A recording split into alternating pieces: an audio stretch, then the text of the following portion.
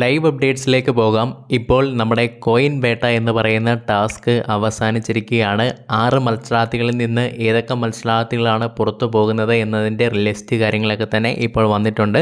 ഇതിൻ്റെ അടിസ്ഥാനത്തിലായിരിക്കും, അതായത് ഇനി വരുന്ന ടാസ്കുകളുടെ അടിസ്ഥാനത്തിലായിരിക്കും ഏതൊക്കെ മത്സരാർത്ഥികളാണ് കംപ്ലീറ്റ്ലി നമ്മുടെ ഹൗസിൽ നിന്ന് പുറത്തു പോകുന്നത് എന്നുള്ള കാര്യങ്ങൾ നമുക്ക് മനസ്സിലാക്കാനായിട്ട് സാധിക്കുന്നത്.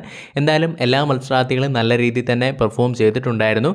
ഇതിലെ നോക്കുവാണെങ്കിൽ ഏറ്റവും അധികം തന്നെ പോയിൻറ്റ്സ് കളക്ട് ചെയ്യാനായിട്ട് സാധിച്ചിട്ടുള്ളത്, ലൈക്ക് ആ ഒരു ഗോൾഡ് വാഷർ കളക്ട് ചെയ്യാനായിട്ട് സാധിച്ചിട്ടുള്ളത് റെനയുടെ ടീമാണ്. അതിനകത്ത് ആര്യനാണ് മികച്ച രീതിയിൽ തന്നെ കളിച്ചിട്ടുള്ളത്. 15 പോയിൻറ്റ്സ് ആണ് അല്ലെങ്കിൽ കോയിൻസ് ആണ് അവർക്ക് നേടിയെടുക്കാനായിട്ട് സാധിച്ചിട്ടുള്ളത്.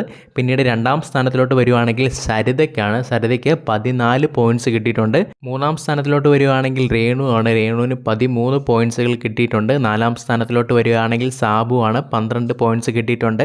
അഞ്ചാം സ്ഥാനത്തിലോട്ട് വരുവാണെങ്കിൽ KB ആണ്, 9 പോയിൻറ്റുകൾ കിട്ടിയിട്ടുണ്ട്. ആറാം സ്ഥാനത്ത് ഏറ്റവും ലാസ്റ്റ് പോയിൻ്റായിട്ട് നമുക്ക് കിട്ടിയിട്ടുള്ളത് അനീഷിനാണ്.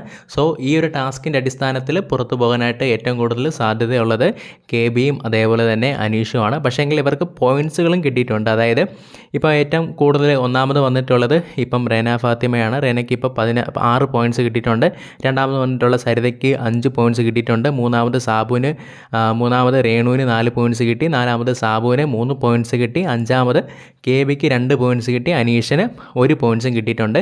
സോ നമുക്ക് കണ്ടറിയാം ഇനി വരുന്ന ദിവസങ്ങളിൽ ഏതൊക്കെ മത്സരാർത്ഥികൾ മികച്ച രീതിയിൽ പെർഫോം ചെയ്യും ഇല്ല എന്നുള്ളത്. സോ ഇതിൻ്റെ അടിസ്ഥാനത്തിലായിരിക്കും നമ്മുടെ മിഡ് വീക്ക് സസ്പെൻഷൻ നടക്കുന്നത്. ലൈവ് കണ്ടവരാണെങ്കിൽ അഭിപ്രായം കമൻറ്റിലൂടെ രേഖപ്പെടുത്തും.